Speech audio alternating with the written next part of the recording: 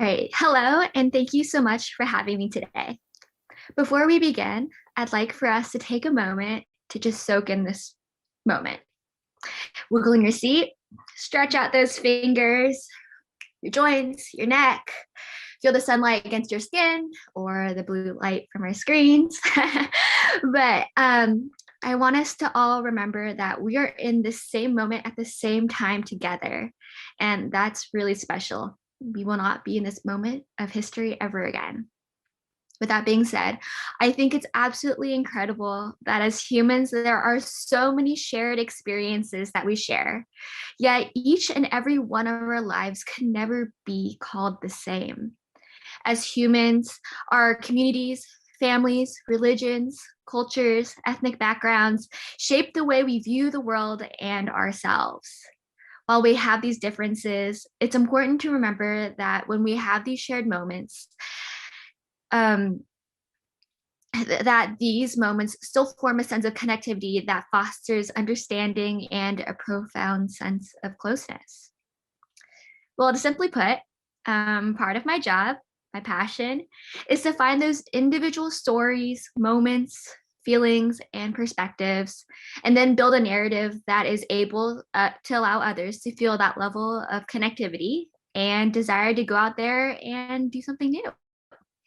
And that's just a fancy way of saying I'm a video producer and I strategize content so the most people around the world can see these stories being told. And I realized when I was asked to speak today that I spent so much of my professional life elevating the stories of others.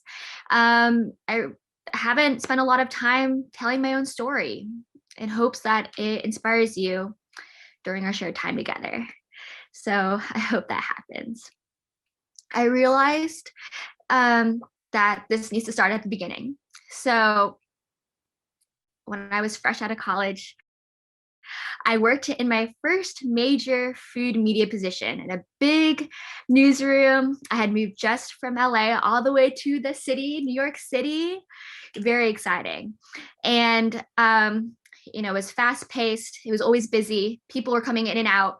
And, I was excited to be working on these really cool projects. But after a few months, I came to the stark realization that I was only getting projects greenlit because, they seemed cool looking or weird or shocking. And these topics were from other non-white cultures.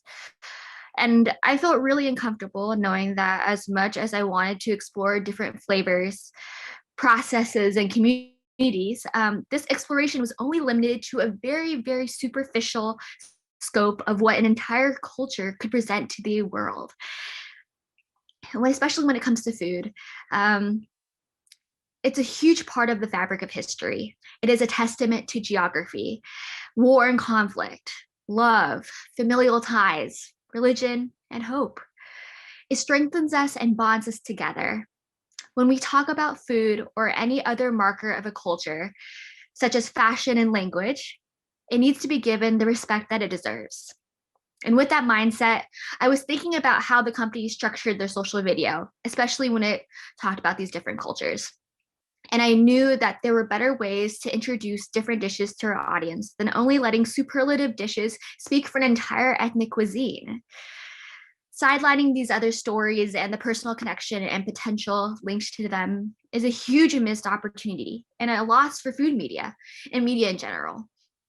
And I was really frustrated. So why should the people who give the green light for these ideas, the gatekeepers, be the ones who get to decide what is acceptable or good enough for our audience? When it comes to one of my favorite resources, Urban Dictionary, the term gatekeeping is when someone takes it upon themselves to decide who does not have access or rights to a community or identity. And I think a lot of improper gatekeeping happens within media, and that's caused by racial inequity in these companies and people refusing to see beyond the fake boundaries that we believe in front of us. As a woman of color, I wanted to address the norms in cultural reporting and producing at the company. How can I add a meaningful exploration to my content? How can I ensure that we are respecting the subject, the people involved, and the culture that it originates from? To start, I wanted to dig deep in all of my interviews beyond food itself. I wanted to learn where the chef was inspired, whether it was drawing flavors from their mother's spice cabinet or recreating a dish from college. I wanted to go farther than what I saw in these 90-second videos. I knew there was a bigger story beyond the noodle pulls and the brightly colored doughs. I know that Singaporean hawker stalls aren't just seen as cheap street food, but they're full of history, tradition, and long hours of dedication that deserves to be recognized. The stuffed deep fried dish lumpia, they aren't called Filipino egg rolls. They're lumpia, and they should be regarded as such. It's a very different dish, and it shouldn't be held in proximity to a more socially accepted dish in mainstream America. And this kind of labeling happens a lot. So we had a half-joking rule at the company to never read the comment section. You know, the internet can be a cruel place. And usually I would just watch my videos launch into the interwebs and see the views climb into the millions. But once I changed my format and changed the way that I wanted to approach food and the stories being told, I naturally broke that rule. And I was curious naturally. And so once I did that, I saw that the response was resounding. Seeing different people from around the world talk about how they love eating a specific food or arguing whose ma's made the best form of flatbread in the comment section gave me an unspoken joy. It affirmed my belief that food is truly one of those things that can tie us from across country boundaries and continental divides. On that high of these results, I wanted to break the norm in which food was viewed and presented. So I gathered with other peers who saw these same issues, and we formed a group to help bring up our grievances about how cultural content was being treated. So we created solutions. We offered support. We asked questions and developed a company-wide strategy and standard for anyone developing content, especially if they did not belong to a specific community. So I wanted to focus on honing those skills. My favorite project to date at that company was interviewing Yeonmi Park. She's a North Korean defector who shares her story about escaping the regime. Her story is very tragic, but empowering. So speaking to her beyond the scope of our interview, we were able to connect on our shared pain, our joy, and empowerment, even though we shared two very different lives. And I wanted to translate that through my work. So moving forward, since I moved from that company, I started working at a similar company and thought, yes, this is my dream job. I get to continue what I do. I get to create food content and also cover travel, culture, entertainment, even pop culture, and a little bit of news. I thought I get to expand my range. And I felt like the luckiest girl alive. After a couple of months, I found myself facing the same problems again. What? Really? And I noticed that other teams publishing content with blatant inaccuracies they were just publishing things with inaccuracies when it came to different cultures. And I realized it was pretty hard to pitch things that were considered acceptable to our audience. Nothing that was too weird or a niche culture that, again, our audience couldn't connect with. And I thought, sheesh, how would they know what our audience wouldn't connect with unless we share these stories? At this point, I realized that if I wanted to continue creating work that I was proud about, work that felt authentic and inspiring and exciting, work that could expand our audience through connection, through emotion, I had to do something about it. However, I knew I still had mountains to climb. There's a fear that we have when we're starting out in our jobs, whether it's through an internship or our first position coming out of college, and even a couple of years after that as we work our way up. Especially when there's a huge hierarchy and work environments that constantly remind you that you're pretty disposable. It's hard to feel like you can make ripples. If you already feel like you're relatively powerless, it's tough. I've been there. I still sometimes feel like I'm still fighting with that. But let me tell you that you do have power. You have a voice. You can implement change. This is one thing I wish I knew earlier when it came to my issues at work. I realized that if no one was willing to acknowledge a problem, speak up, and then do something about it, then it might as well be me to catalyze that change. To push the focus of marginalized communities is so important because it signifies to our audience and communities they represent that they matter, whether it's strangers on a screen or simply talking to our friends. Again, sharing these stories signifies to our audience and to our communities they represent that they matter. They matter. We matter. It means that they are worthy of being heard. They're worthy of having their stories being told, and it is worth of being celebrated. We cannot afford to allow more and more people feel conditioned to feel like they're anything less. We cannot allow lazy editing and dismissive oversight any longer. Instances like this might come in the form of, oh, our audience doesn't know and therefore doesn't care. Or this isn't our demographic. This mindset is very damaging for companies to adapt. And it's very damaging for us to absorb as the audience, as the consumer. So before I started on my new passion and endeavor, I realized that before I could start this work in my company, I also had to work on myself from within. I first had to unlearn my own perception of myself based on what society has conditioned me to think. And I admit I still struggle with this sometimes. It is a lifelong learning process. And I know this battle, many other people, you, me, the person next to you, our families, we all deal with this.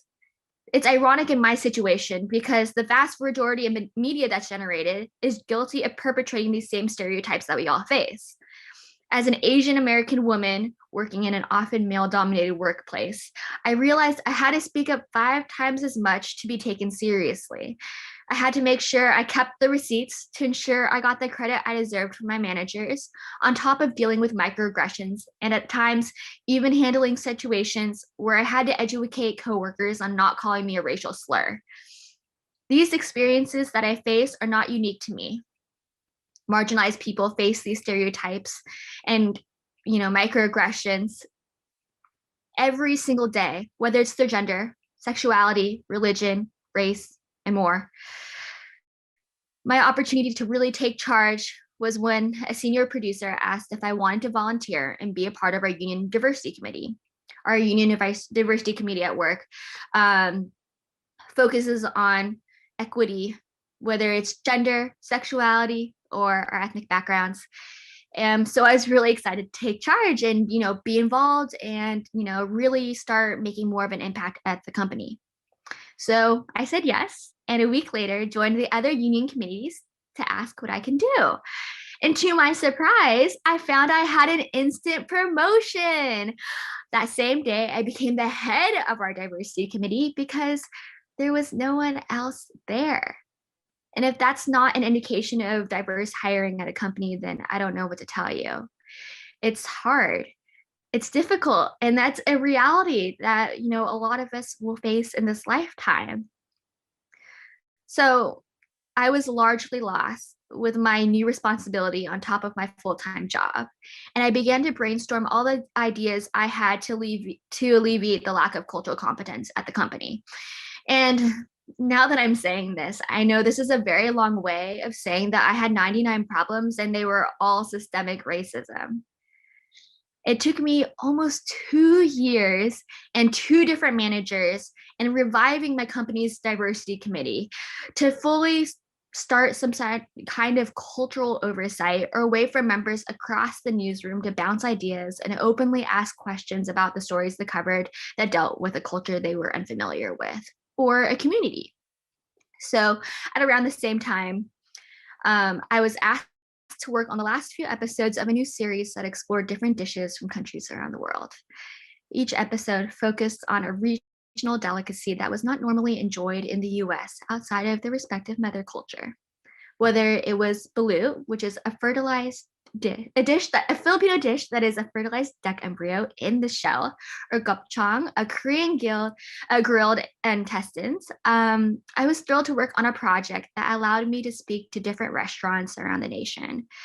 I was able to speak to the owners and chefs, find translators so they felt comfortable speaking in their native tongue, and ensure that they felt open to sharing their own personal adversities and triumphs, their own story when it came to serving their food with pride. I knew that each episode was just scratching the surface of the rich history and generational love that goes into each dish, but nonetheless, I was happy that it was a start. Looking back, these seem like small victories, but as I stand here, I realized that these instances began to build a foundation for a more equitable future. My coworkers on that diversity committee I mentioned before, they're still continuing the work that I started, even though I've since left the company. It's proof that this work requires collective action if we really want to implement change. That is why allies are so important. We have to work together to uplift and stand in solidarity. Inclusive hiring practices, while important, are not enough to fix a defunct system. We must help amplify our coworkers and listen to them and make sure that they are filled with that comfort and power to do their jobs. And that also applies to the classroom. It applies to our families. It applies to our friend groups. We must be inclusive and must allow people to be heard. And of course, realizing that change truly does start with us is paramount. Viral outrage over diversity and inclusion practices within companies is simply not enough. If we want to break the vicious cycles that we're stuck in, all it takes is one person to stop a cog, but it takes many more to dismantle an unjust and dangerous system. So, by sharing my journey so far working in the media industry, I know that so many others out there can relate with the struggles of existing in an inequitable world, let alone a workplace. Regardless of where we're from or where we end up, I urge you to join me in holding others accountable, one step at a time. Think about the content you consume and think about those who produce it. Think about the stories that are being told and the stories that you want to be told. Think about your story and how you would like it to be told to this world. And think about how it makes you feel and how you feel connected or not. Radical change doesn't happen overnight, and neither do our own stories. But by being able to share, connect, and amplify our own, we can realize that we are not alone in this fight. The sooner we welcome more and more of our experiences, the more connections we can make, the more that we can leave our own mark in the world and for others who come after us. Thank you so much, and thank you for having me.